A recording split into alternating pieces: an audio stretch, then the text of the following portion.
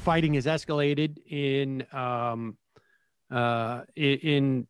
between Israel and Gaza at this point. We did a fairly deep dive yesterday into both the most proximate cause for this violence and obviously some of the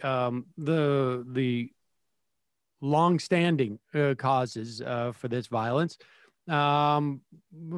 Fundamentally, it is about the occupation and the dispossession of one people facing another group of people who have far more power. And a correction on some of the way that I spoke about things yesterday. Somebody pointed this out on Twitter to me, and I thought it was a very legitimate critique. But there is but better to be expressed by Mohammed El-Kurd. He was one of the Palestinians living in East Jerusalem who is having their homes taken away. And he's being interviewed by CNN International. And here is a response from Mohammed that reframes the way that I was talking about this yesterday. I think it's an important one. This is number one. Quote, they're coming to finish what they started. Well, Mohammed El-Kurd joins me now from Sheikh Jarrah. Thank you very much for joining us. You grew up in the neighborhood. Your family home is slated for eviction. What is the scene right now? Well, I thank you so much for having me. To start, it's not really an eviction. It's forced ethnic displacement, to be accurate, because an eviction implies legal authority.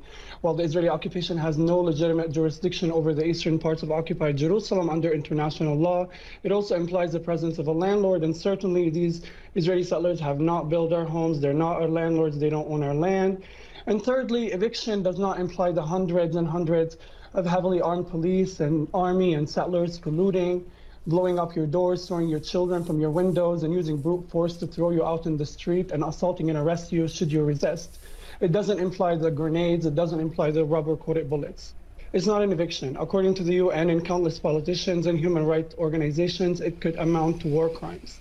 Actually, the situation is pretty tense, I can tell you, and we're very scared of losing our homes to Israeli settler organizations. These settlers and courts would argue that their claims to the land predates you and your family. Have you been allowed to prove otherwise? No. The Israeli occupation courts take their documents without verification, without authentication or challenge, whereas our documents will not be looked at. They will not be taken into consideration. Besides, just because something is technically legal does not mean it's ethical or moral or historically just or accurate or correct. We've seen many, many systems exploit the law and exploit the judiciary to uphold supremacist and racist lives. You've written very powerfully. All right. Well, that's the point. It's we refer to it as evictions, and it really is something far more nefarious.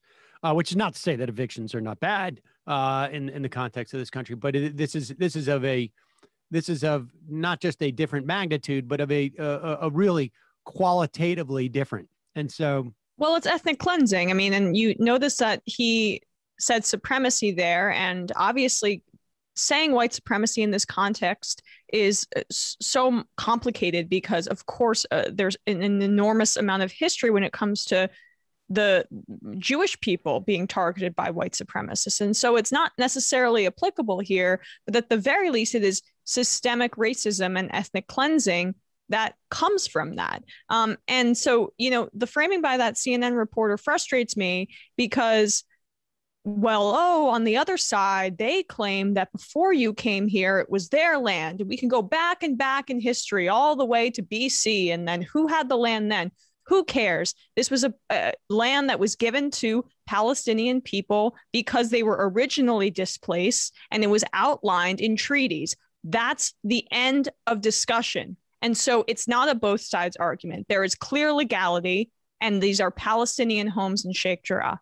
And it's and so because of the brute force of the Israeli government, they are able to brutally force the conversation into a both sidesism that actually makes zero sense. Yeah, I have to say that, like, I think, I mean, this is something that we've seen for ages and ages, and this is why I was so struck.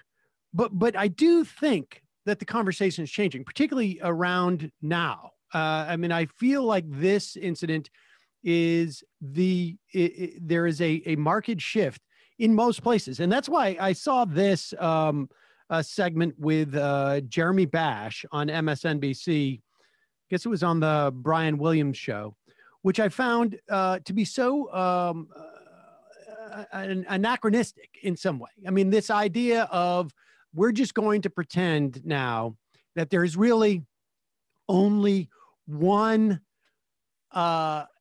entity, essentially, that's playing part. It's as if, like, there's no dynamic here. There's no relationship. These are not two separate parties. It is as if just like, as if almost like, one party has just been subjected to just a violent natural disaster in some way.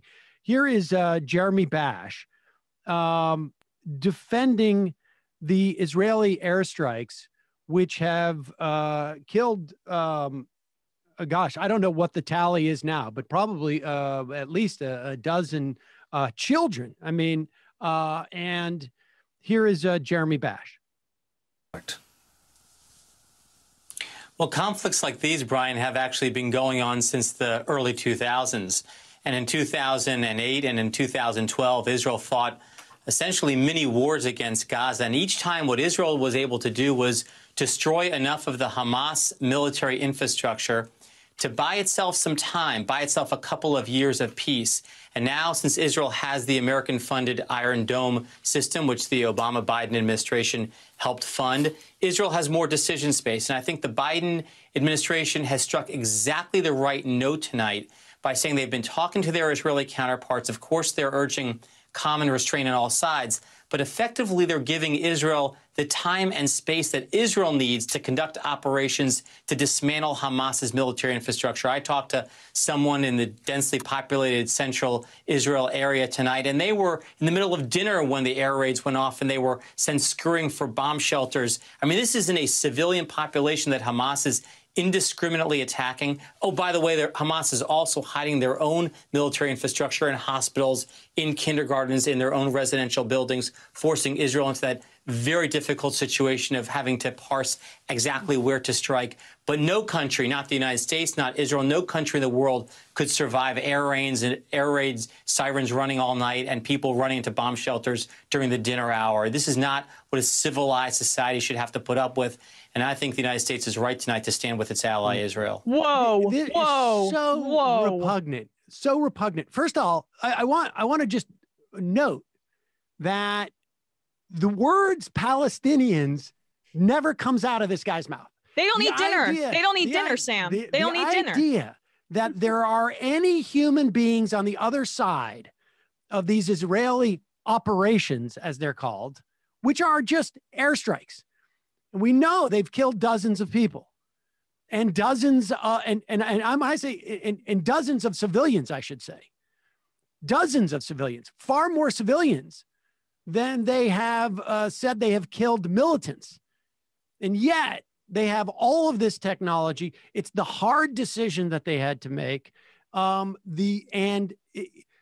There is absolutely no recognition of, on one hand, the Palestinians' humanity, and on the other hand, the Israelis are so human that it is really about the idea of disturbing dinner time.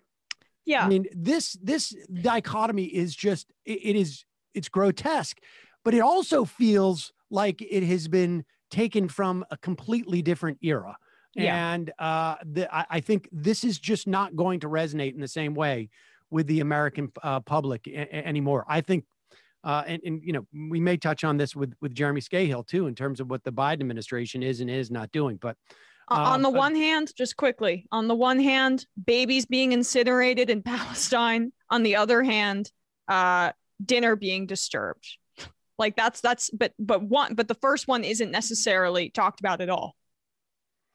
It really is stunning. I mean, if you're going to do this, it's not, that's the thing. There's no both sides here, right? Like, that's it. Like, this is a conflict between essentially one civilized nation and a really malignant natural force that has no humanity, essentially, according to Jeremy Bash. And that is, it's just incredibly offensive.